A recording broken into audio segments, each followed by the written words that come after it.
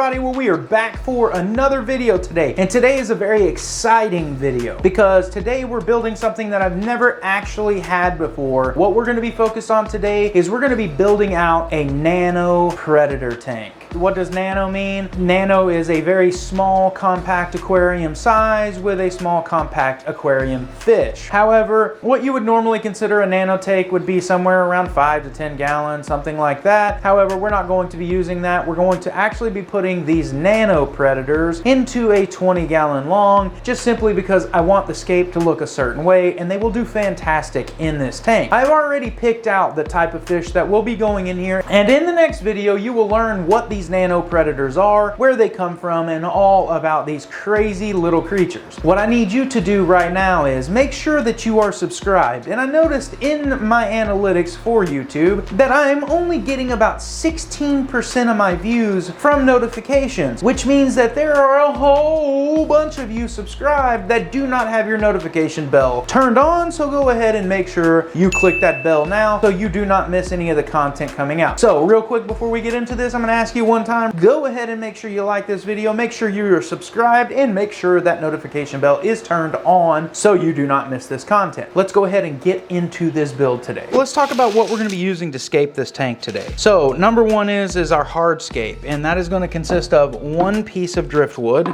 right here, as well as a bunch of this river stone in multiple different sizes. Then we're also going to be using some substrate, which the substrate we're going to be using is just like the last couple of builds I've done, which is this more coarse all-purpose sand that you can buy at Home Depot, some pool filter sand that you can also buy at Home Depot, Lowe's, or any other hardware store. We're going to be using some coarse rock, some finer rock. We're going to be using some more of this cushion moss. We're going to possibly be needing some cotton balls as well as some cyanoacrylic glue, and then a couple of more elements that we will take a look at here shortly. I wanted to kind of break this down and show you what's going to be going into this tank today. So let's get started. All right, guys, so what we're going to do is we're going to start with a base layer of sand. Now, this tank is actually going to be sand all across the bottom. However, there will be some planted substrate later on as we get into this. But I want to start with just a base layer of this sand, and this is just pool filter sand. I'm just dumping that right in here. I just want to get a good layer just across the bottom.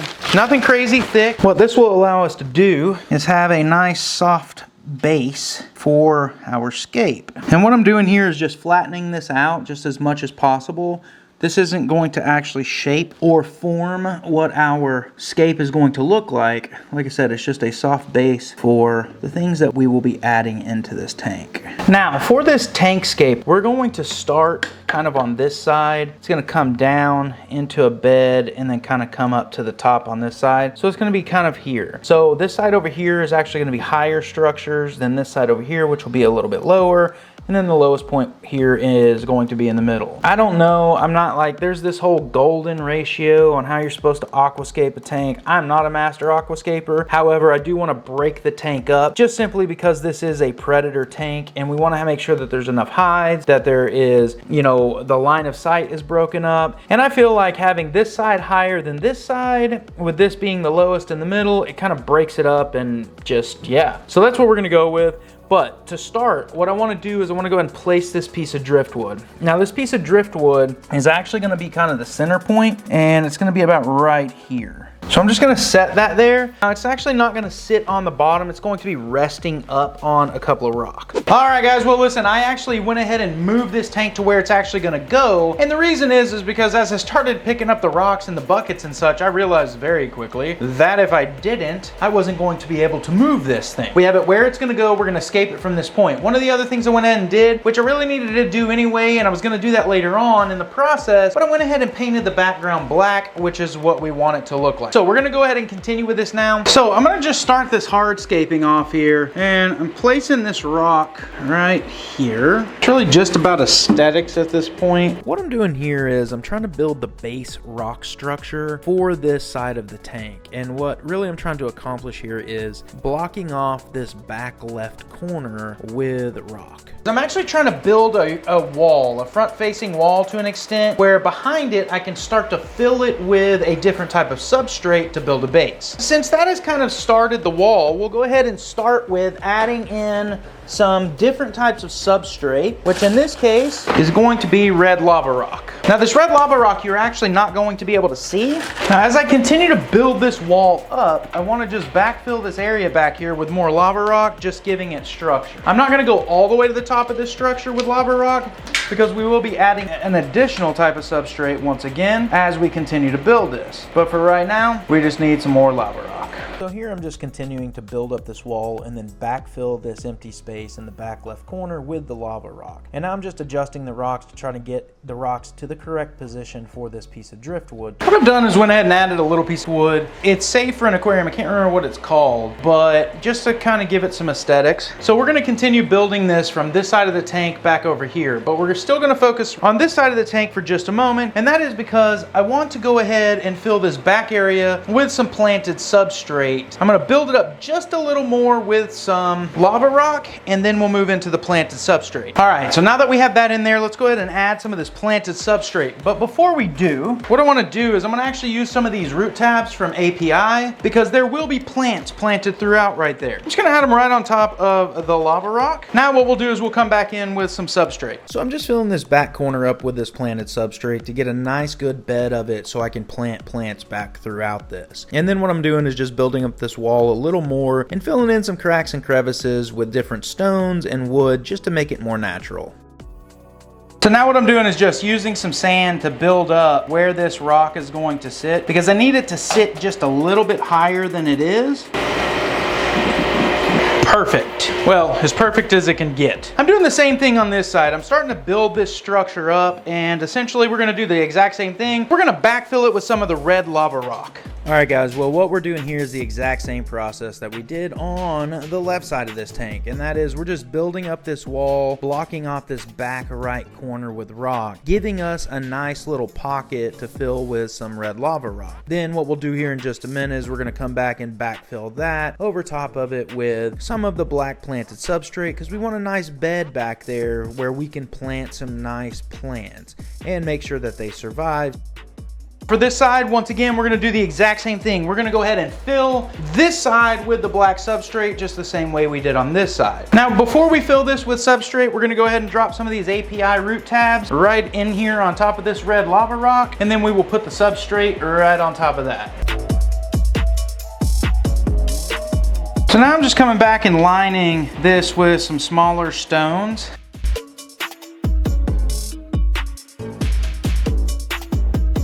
It is starting to come together for sure. So now what I'm gonna do is start adding some more rock into this kind of bottom here just to see how we can pull this all together. So I'm gonna start with some larger rock up around these edges here, which most of will be covered up in the substrate because you want it to appear as if the water has washed it down. Well, the larger rocks aren't gonna get washed down. The smaller ones are. So as you move from this area down here, it should gradually change size of these rocks, and that's really the aesthetic we're going for.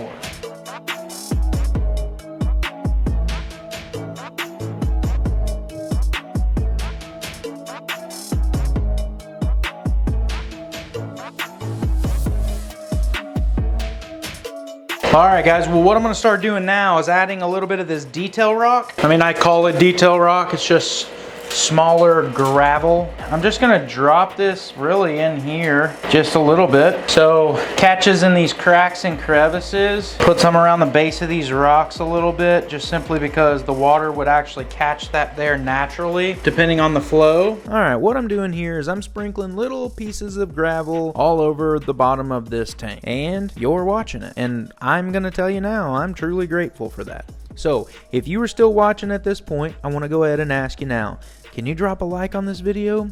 Can you subscribe? And can you turn on that notification bell? And also, one of the things that I try to accomplish in every video is I want to try to teach you something because I'm learning and hopefully you are too. So now what I'm gonna do is just a light dusting of sand over top of what I just put in here. That way when we fill it with water, as the sand compresses, it just leaves a more natural look, I think.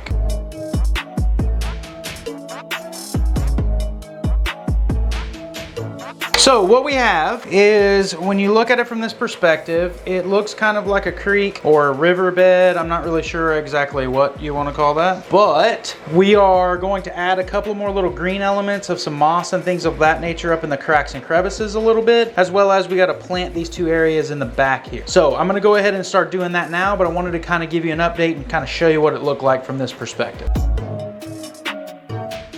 All right, guys, well, the first thing we're gonna plant here is this Coffeefolia anubias. If you notice here, we have a nice big fleshy rhizome. We're gonna wanna make sure that everything above that point is actually outside of the substrate. And I know people give me problems all the time with planting the roots, but if you notice these roots on here and the planted substrate on them, they do fantastic if you plant the root system. I've never had any problems. It's just my method. If you don't want to, that's okay too. So we're gonna start with this guy, and we're gonna put him right over here, about right there. So what I'm gonna do is move some of this substrate back out of the way a little bit and start dropping this root system right there into the substrate. All right, guys, next one is going to be an Amazon sword. Now, the Amazon sword, very much like the anubias, has this crown right here, and you want to make sure that this stays out of the substrate as well, only planting the root. So we're gonna get this guy up into this right about here. Then I'm gonna grab one more Amazon sword out of my plant tank here, but I want a smaller one,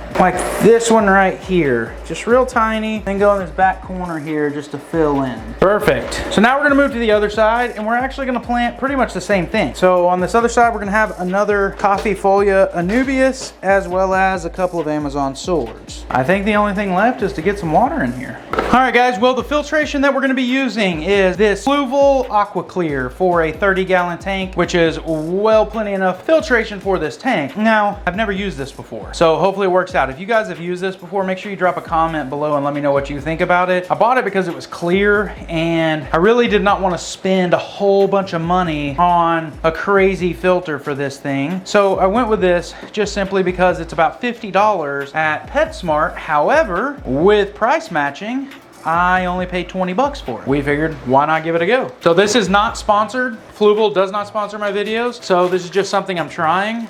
But, you know, Fluval, if you want to sponsor, give me a call or send me an email or DM me, whatever.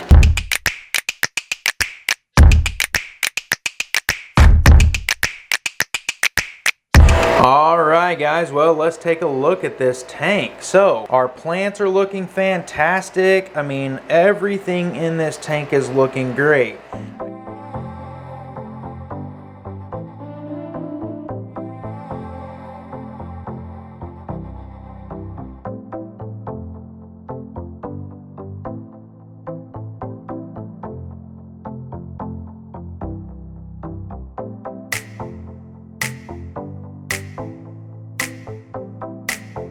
All right, guys, well, go ahead and make sure that you comment below and let me know what you think this nano predator fish is going to be that will be going into this tank.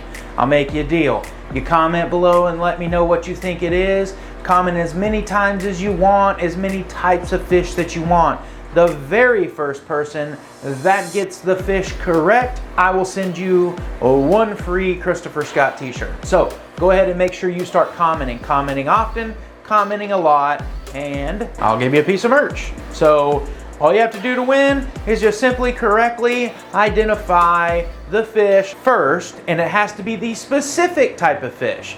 So as an example, let's say that it is a betta. You could consider that a nano predator. So if you're going to choose betta, it needs to be a specific type of betta, meaning a crown tail, a veil tail, whatever type of betta it may be, but you have to be specific. So you can't just say betta, it has to be a specific type of betta. So make sure you start commenting, blow the comment section up. I love when you guys do that. Make sure that you like this video, as well as make sure you subscribe and turn on that notification bell, because there's another video coming very soon where I show you what fish we put in here. And of course, I will announce the winner of the merchandise giveaway for your comments below. So make sure you do that. With that being said, I hope more than anything you guys learned something today. I hope that you enjoyed the content, and I hope you like this new tank. Thank you so much for all of the support, all of the comments, all the feedback, everything you guys do to make this possible. If you enjoy the videos, all I'm asking is make sure you subscribe and make sure you like the videos. You do not understand how much that helps. Also, if you'd like to pick up your own Christopher Scott merch, you can do that at thefanaticbrand.com. And listen, with all that being said, I'm grateful, guys. Thank you very much. And hey, we will see you next time.